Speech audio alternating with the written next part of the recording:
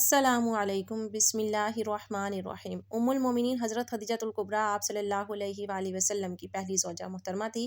ان کی کنیت ہند اور لقب طاہرہ اور ان کا سلسلہ نسب یہ ہے خدیجہ بنت خویلد بن اسد بن عبد العزیٰ بن قصی۔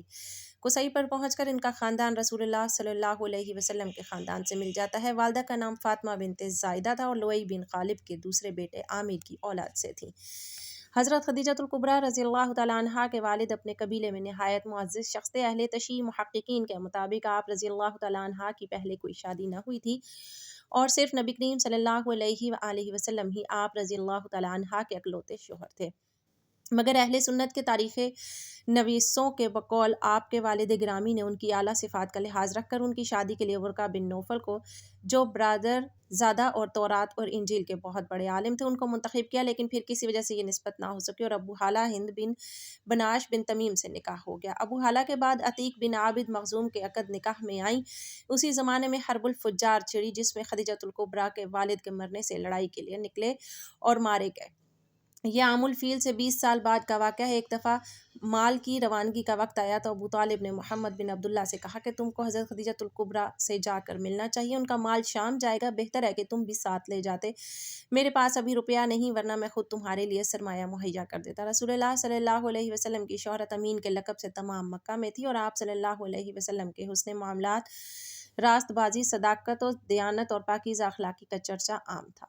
حضرت خدیجہ الکبریٰ رضی اللہ تعالیٰ عنہا کو اس گفتگو کی خبر ملی تو فوراً پیغام بھیجا کہ آپ صلی اللہ علیہ وسلم میرا مال تجارت لے کر شام جائیں، جو معاوضہ اوروں کو میں دیتی ہوں آپ صلی اللہ علیہ وسلم کو اس کا معاوضہ دوں گی۔ حضرت محمد صلی اللہ علیہ وسلم نے قبول فرما لیا اور مال تجارت لے کر میسرہ غلام خدیجہ کے ہمراہ بصرہ تشریف لے گئے۔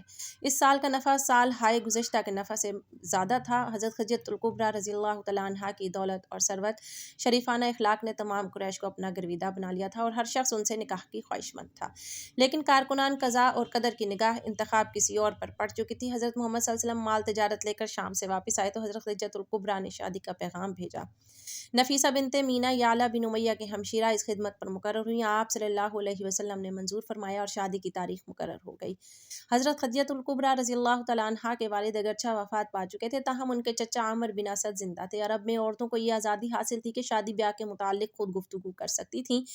اسی بنا پر حضرت خدیجہ الکبریٰ رضی اللہ تعالیٰ عنہا نے چچا کے ہوتے ہوئے خود براہ راست تمام مراتب طے کیے۔ تاریخ معین پر حضرت ابو طالب اور تمام رؤسائے خاندان جن میں آپ کے بہنوئی اور نبی کریم صلی اللہ علیہ وسلم کے چچا حضرت حمزہ بن عبد المطلب بھی تھے، وہ تمام حضرت خدیجہ الکبریٰ رضی اللہ تعالیٰ عنہا کے مکان پر آئے۔ حضرت خدیجہ الکبریٰ نے بھی اپنے خاندان کے چند بزرگوں کو جمع کیا تھا۔ ابو طالب نے خطبہ نکاح پڑھا۔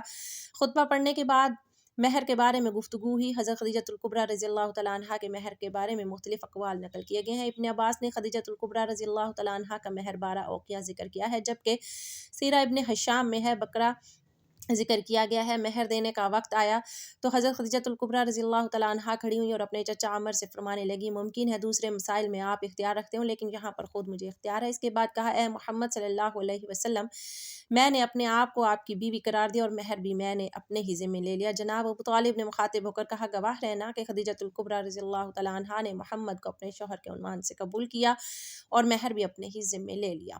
ابو جہل کھڑا ہوا اور غضبناک ہو کر ہزار سے مخاطب ہو کر بولا، تعجب کی بات ہے کہ عورتیں مردوں کے مہر کو اپنے ذمہ لیتی ہیں۔ جناب ابو طالب غضبناک ہو گئے اور کھڑے ہو کر کہا، جی ہاں، اگر کوئی مرد میرے بھتیجے کے مانند ہو تو عورتیں سب سے گراں قیمت مہر کو بھی اپنے ذمہ لیتی ہیں اور تم جیسے ہو تو گراں قیمت مہر لیے بغیر ان سے ازدواج کے لیے آمادہ نہیں ہوتی۔ مہر معین ہونے کے بعد عقد و نکاح کے مراسم منعقد ہوئے اور جناب خدیجہ اس تاریخ کے بعد قانونی طور پر حضرت محمد صلی اللہ علیہ وسلم کی شریک حیات بن گئیں اور حضرت خدیجہ الکبریٰ طاہرہ حرم میں نبوت ہو کر پہلی ام المومنین کے شرف سے ممتاز ہوئی۔ اس وقت محمد صلی اللہ علیہ وسلم 25 سال کے تھے اور حضرت خدیجہ کی عمر 40 برس کی تھی۔ یہ بعثت سے 15 سال قبل کا واقعہ ہے اور کہتے ہیں کہ پہلی رات شباب زفاف نہیں منائی گئی کیونکہ اس رات حضرت خدیجہ الکبریٰ نے اپنا سارا مال آپ صلی اللہ علیہ وسلم کے حوالے کیا اور آپ صلی اللہ علیہ وسلم نے وہ سارا تقسیم کر دیا اور صبح سورج طلوع ہونے سے پہلے سارا مال تقسیم کر دیا۔ آپ 25 سال اکلوتی حرم نبی تھیں نکاح کے 15 برس کے بعد جب محمد صلی اللہ علیہ وسلم نے نبوت کا اعلان کیا اور فرائض نبوت کو ادا کرنا چاہا تو سب سے پہلے حضرت خدیجہ الکبریٰ رضی اللہ تعالیٰ عنہا کو یہ پیغام سنایا۔ وہ سننے سے پہلے مومن تھی، کیونکہ ان سے زیادہ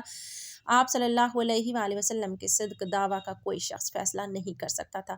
صحیح بخاری باب بدء الوحی میں یہ واقعہ تفصیل کے ساتھ مذکور ہے، اور وہ یہ ہے: ام المؤمنین حضرت عائشہ صدیقہ رضی اللہ تعالیٰ عنہا فرماتی ہیں کہ رسول اللہ صلی اللہ علیہ وسلم پر وحی کی ابتدا رویائے صادقہ سے ہوئی۔ آپ جو کچھ خواب میں دیکھتے تھے صبح کی طرح نمودار ہو جاتا۔ اس کے بعد آپ صلی اللہ علیہ وآلہ وسلم خلوت گزیں ہو گئے، چنانچہ کھانے پینے کا سامان لے کر غار حرا تشریف لے جاتے اور وہاں تخت یعنی عبادت کرتے تھے۔ جب سامان ختم ہو جاتا تو پھر حضرت خدیجہ الکبریٰ رضی اللہ تعالیٰ عنہا کے پاس تشریف لاتے اور پھر واپس جا کے مراقبے میں مصروف ہوتے، یہاں تک کہ ایک دن فرشتہ غیب نظر آیا کہ آپ سے کہہ رہا ہے: پڑھو اپنے رب کے نام سے جو بڑا مہربان۔ آپ صلی اللہ علیہ وسلم نے فرمایا: میں پڑھا لکھا نہیں ہوں۔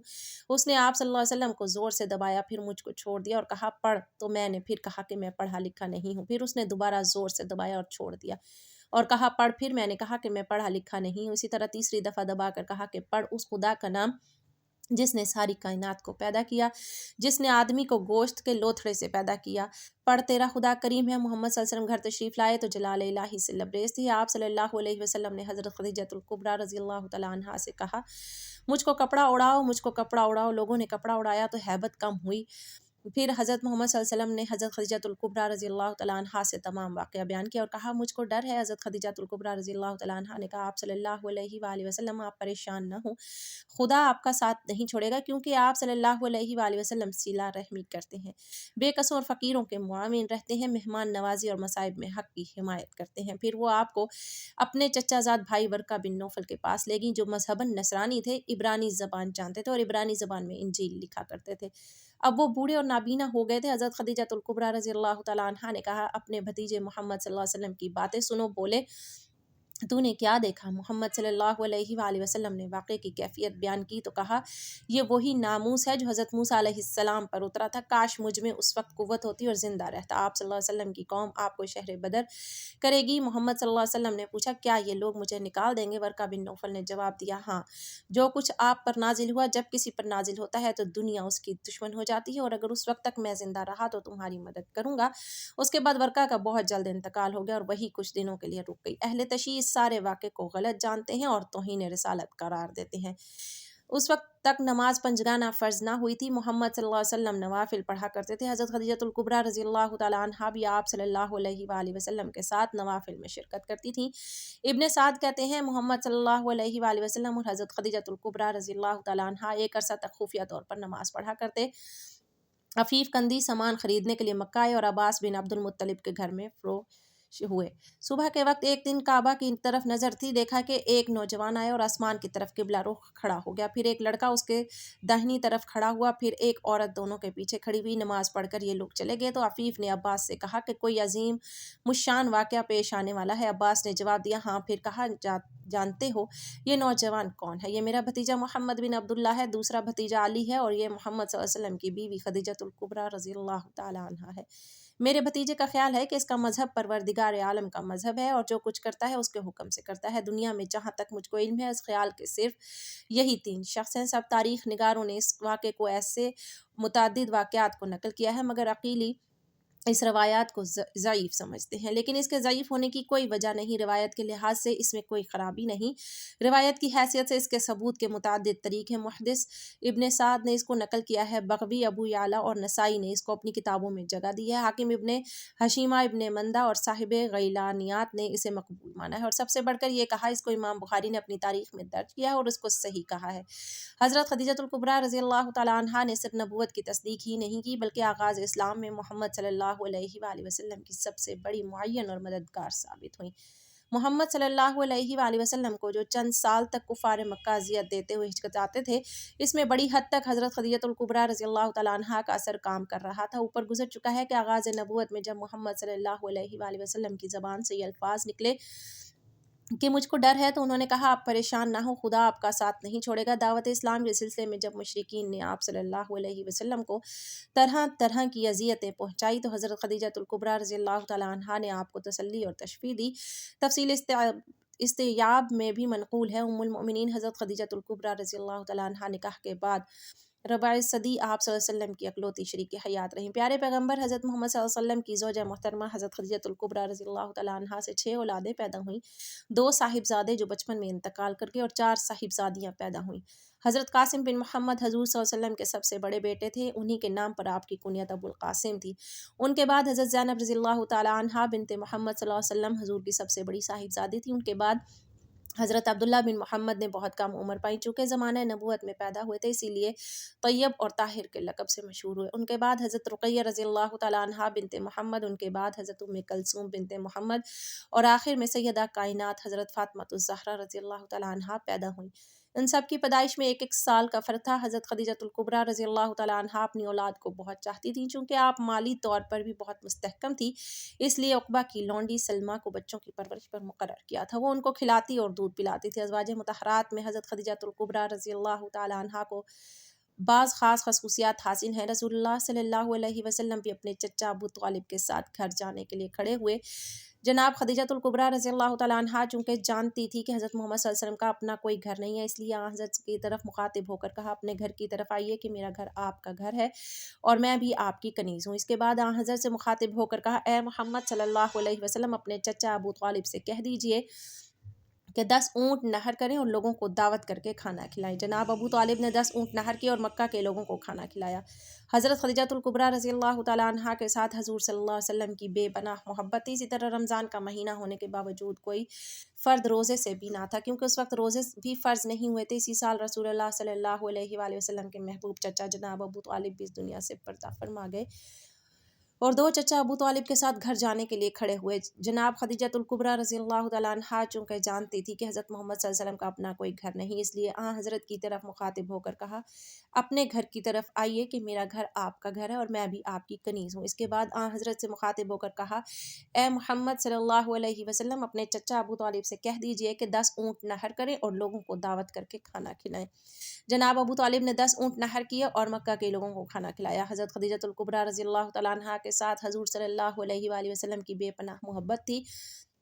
اسی طرح رمضان کا مہینہ ہونے کے باوجود کوئی فرد روزے سے بھی نہ تھا، کیونکہ اس وقت روزے بھی فرض نہیں ہوئے تھے۔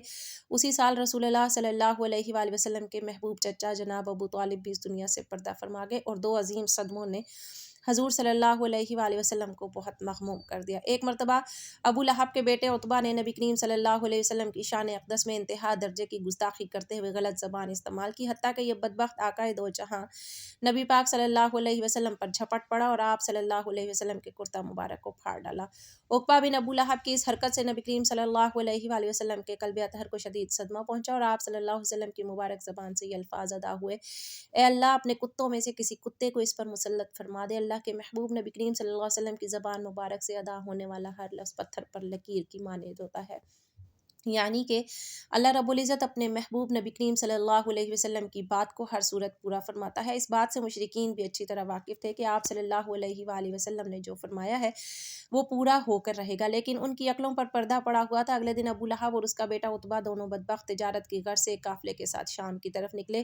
سفر کرتے کرتے رات ہو گئی۔ قافلے والے زرقہ کے مقام پر ایک راہب کے پاس رات گزارنے کے لیے ٹھہرے۔ راہب نے قافلے والوں کو پہلے ہی آگاہ کر دیا تھا کہ یہاں آس پاس جنگلی درندے بہت زیادہ ہیں، اس لیے ہوشیار رہنا۔ یہ سن کر ابو لہب کو نبی کریم صلی اللہ علیہ وآلہ وسلم کی وہ بات یاد آ گئی اور اس نے قافلے والوں سے کہا کہ اے لوگو، محمد صلی اللہ علیہ وآلہ وسلم نے میرے بیٹے عقبہ کے لیے ہلاکت کی دعا کی ہے، اس لیے کسی درندے کے حملے کا مجھے یقین ہے۔ تم لوگ سارا سامان تجارت ایک جگہ اکٹھا کر کے اس کے اوپر عقبہ کا بستر لگا دو اور سب لوگ اس کے ارد گرد سو جاؤ، تاکہ میرا بیٹا درندے کے حملے سے محفوظ رہے۔ شادی کے بعد 25 برس تک زندہ رہیں اور 11 رمضان المبارک سن 1090 ہجری سے ہجرت سے 3 سال قبل انتقال کیا۔ اس وقت ان کی عمر 64 سال 6 ماہ کی تھی، چنانچہ نماز جنازہ اس وقت تک فرض نہیں ہوئی تھی، اس لیے ان کا جسد مبارک اسی طرح دفن کر دیا گیا۔ محمد صلی اللہ علیہ وآلہ وسلم خود ان کی قبر میں اترے اور اپنی سب سے بڑی غمگسار خدائی اجل کے سپرد کیا۔ خدیجہ کی قبر حجون قبرستان میں ہے اور زیارت گاہ خلائق ہے۔ ام المومنین حضرت خدیجہ الکبریٰ کی وفات سے تاریخ اسلام میں ایک جدید دور شروع ہوا۔